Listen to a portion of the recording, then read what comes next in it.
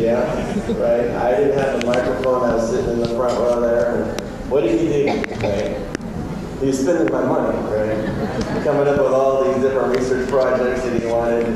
Yeah. Anyhow, so this is kind of get back time for me. All right. Dr. Galvez does not like to be talked about too much. He gets embarrassed. He kind of like, he gets the shifting and moving over there, kind of like this. This is going to be really fun for me. I'm going to introduce you and tell you what great accomplishments he's done and embarrass him during this time. He is actually the discoverer of LUNASIN. He identified the LUNASIN compound back in 1996.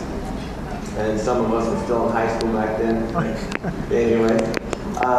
He also is instrumental, this is incredible, he is instrumental in helping create the National Center of Nutritional Genomics, Center of Excellence in Nutritional Genomics. A lot of the research he did warranted funding from the federal government. We're talking a lot of money, $50 million in a pot. And that was all based around Dr. Galvez's research. He's also an adjunct professor at the University of Missouri. He was selected as one of the innovative minds in prostate cancer research from the Department of Defense. Okay, this is the Department of Defense of the United States of America, awarded him that. He is selected as a research grant right reviewer for the NIH, and that is also a very prestigious thing.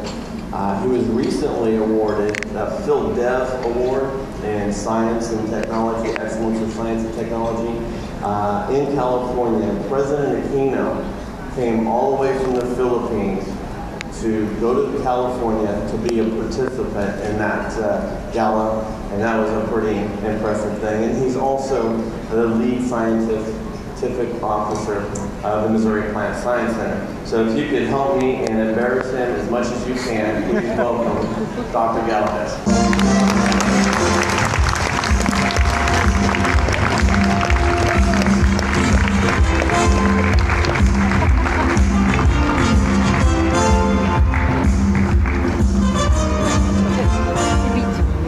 Magandang gabi sa inyong lahat. As you can see, I'm not Caucasian. Just like the two other gentlemen that came before me and talked to you. Tubong Pinoy ito. Okay? As you can also probably recognize from the name LUNASIN, it comes from the Tagalog word for lunas, for cure. We came up with that name when we were doing the research at UC Berkeley, because most of the early work were actually done by Filipinos. Professor De Lumen, who is the professor at UC Berkeley where this work was done, was a Filipino, and he was a graduate at UPLB, just like me, UP Los Baños. And I also collaborated with Professor, she's an assistant professor right now, Reliv Health, who was a visiting scientist in Professor De Lumen's lab. And she was the one who cloned the, what we call the 2S-albumin. It's a seed protein where LUNASIN came from. So let me just give you the title of my talk. I gave this talk yesterday, but I sort of made it shorter for this occasion and a lot simpler. So as you can see, the name LUNASIN comes from the word lunas. And the reason why we named it lunas is because the initial work that we did was based on the anti-cancer property of this peptide. Okay? And I want to summarize how this peptide was discovered, because this was actually a collaborative effort among Filipinos that were working at UC Berkeley at that time, including the initial funding. Because I tell you, Ryan is complaining about funding research. Funding research is actually one of the most difficult things to do, because you actually have to spend a lot of money when you do research.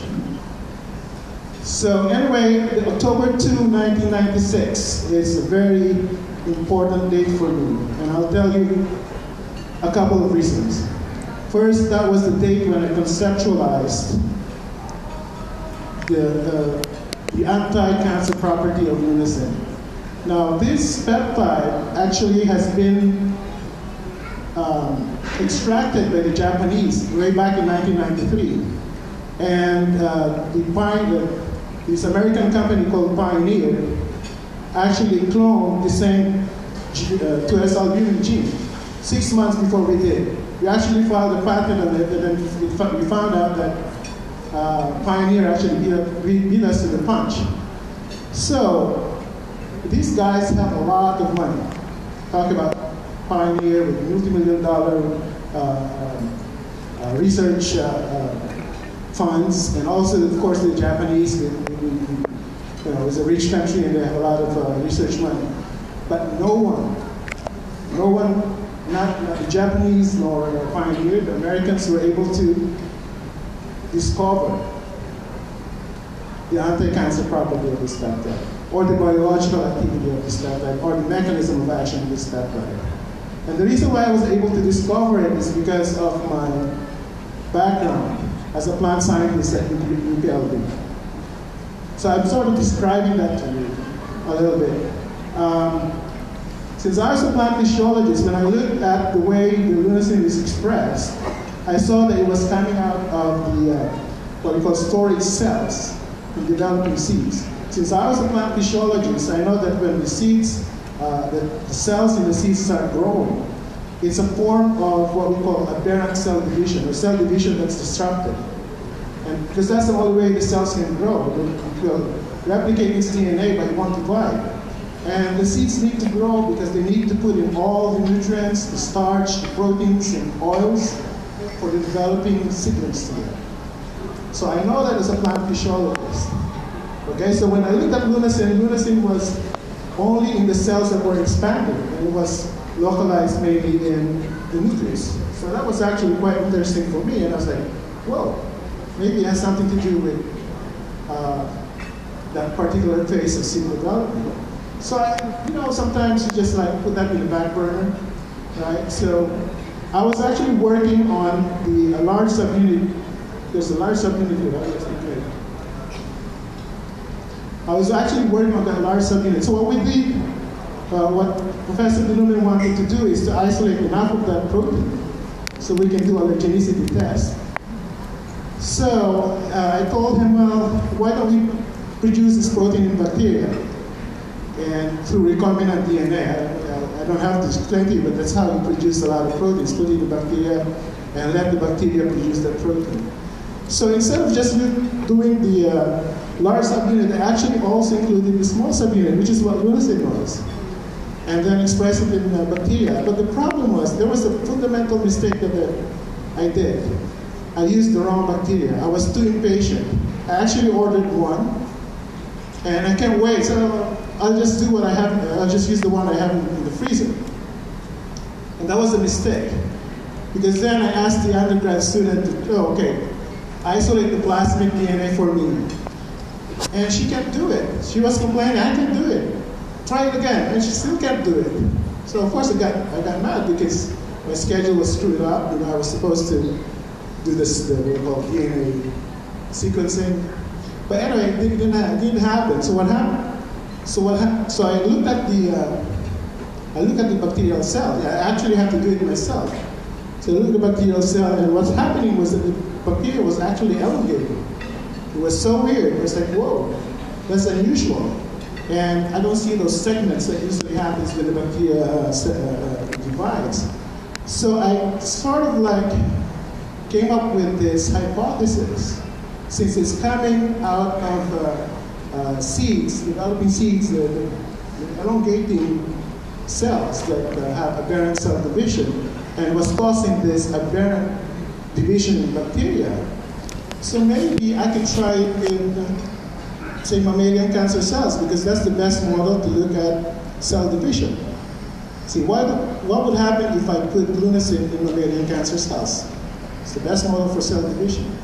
And that was the hypothesis I did, that I wrote to Jerry Gudeza, who was my colleague at UP Los Baños. I was communicating with her because she was instrumental in cloning the GM2X1 gene. So I was just reporting to her. I was so excited. I said, it's a new discovery. And So I said, well, let's try it in mammalian cancer cells. But of course, that's a new field for both of us, both for me and Professor DeLuna. Okay. So what happened was that I then put it in mammalian cancer cells, and there you go. It was a eureka moment. I saw the cells were disrupted, started to break apart, chromosomes were spilling out. Okay, so now I know that this peptide is really special. Okay, and that happened in October 2, 1996, when I first conceptualized it. That's when LUNASIN was actually discovered. That's why conceptualization stage, and the reduction to practice was sometime in April 1997. And the reason why October 2, 1996 was also special for me is because, let me just ask a question. Do you still remember the date when you first asked your loved one, asked out for a date? Your first date with your loved one? Because the student, I'm actually revealing it now, I haven't revealed it for 15 years. Because the student that was doing the work on the bacterial cells is now my wife. And October 2, 1996, I was probably so excited about writing up this new discovery. That was the time I asked out for the date. So I know the exact date when we went out. That was October 5, 1996. So October 2 was a Wednesday. And October 5 was that Saturday. So that's just an aside. But now she's my muse, and she knew that she's been supporting me ever since. Okay, so I fast forward to 2011, to this day. And as Ryan Schmidt told you, there's a large body of research that's been done, anti-cancer properties. I don't have to enumerate each one, but there's going to be a quiz, or probably a raffle. And if you can remember all of this, Ryan's going to give you a 1-year supply of LUNASIN. So anyway, so there's the anti-cancer properties, heart health benefits, and my pet project, and the one that's making a lot of excitement actually in the scientific field, is what we call the epigenetic mechanism of action. Epigenetic means it's beyond DNA. So a lot of people know about DNA, genome sequencing and all that stuff, but this is the cutting edge. This is the new way of looking at disease development, and LUNASIN is actually in the forefront of a natural bioactive agent that can modify the epigenome to promote health. And that's the reason why National Cancer Institute and the National Institute of Health are very excited about this new development. And other bodies of research for the past 15 years include the heart health mechanism of action. All the heart health studies were actually funded by Ryan, by SOY Labs. That's why he's complaining. We spent quite a bit of money. It wasn't simple, but it was tough. And as you can see here, there are like 47 peer-reviewed journal articles in PubMed. PubMed is the depository of all publications. If you do a search for LUNASIN, you see 47 of those. There are 4 chapter books on LUNASIN and a 5 mention of LUNASIN in books. There's 25 patents filed, 12 patents on cancer utility, mainly from the University of California. And the heart health utility patents are all assigned to SOY Labs. And I'm the only discoverer for that. I'm the only patent inventor for that utility patents. And there are 2 mechanism of action patents, one with the University of California and one with SOY Labs. And if you look at the if you do a Google search for LUNASIN and soy, you can see the trend from 1999 when the first publication of LUNASIN came out. We never had a mention at that time about LUNASIN. After 2011, but during the span from 1999 to 2005, there's only 390 websites. But ever since we started working on the heart health benefits, and we're getting a lot of interest from other research institutions, we see a dramatic increase now. And we anticipate growing in the next year. The 2012 is our year. That's what Ryan keeps on telling me. It's going to be our year, because that's when all these clinical trials and all these experiments are going to be completed. Okay. And also, Ryan already mentioned about Missouri Plant Science Center. I'm so excited about this because I labeled it as the house that LUNASIN built. Because one of the selling points that allowed the construction of this Plant Science Center is that LUNASIN technology. Without LUNASIN technology, I don't think we'll be able to convince the government to fund this building. And so we also have developed, of course, the LUNASIN product lines for food supplements, functional foods, and dermal applications. It took us about 5 years to do this work. So it wasn't simple. I thought we could do it in a year or so. In fact, I forgot to mention, in 1997, November 1997, just after I did the proof of concept and UC filed the patents, I came here to the Philippines as a balik scientist. And I gave the first seminar about LUNASIN in UP Diliman. And in my seminar, I said I was so a little bit cocky. So in 5 years, we'll probably be bringing products to the Philippines and LUNASIN-based products. Actually, I was off by almost 10 years. But because it was really difficult, and the only way we can develop products is based on the heart health benefits, which was discovered, which we filed the patent back in 2006. So that's the only time we were able to develop these products. And of course, our first corporate partner, Reliv. We're all excited, as what Ryan is saying, we're all excited because what you want to do is actually share this to people. And now we have a partner to do that. And just last month, so a couple of months ago, I started researching the ingredients of Reliv products and see if it's actually rich in LUNASIN. It is rich in LUNASIN. It's actually almost, 2.6 times better than the industry standard.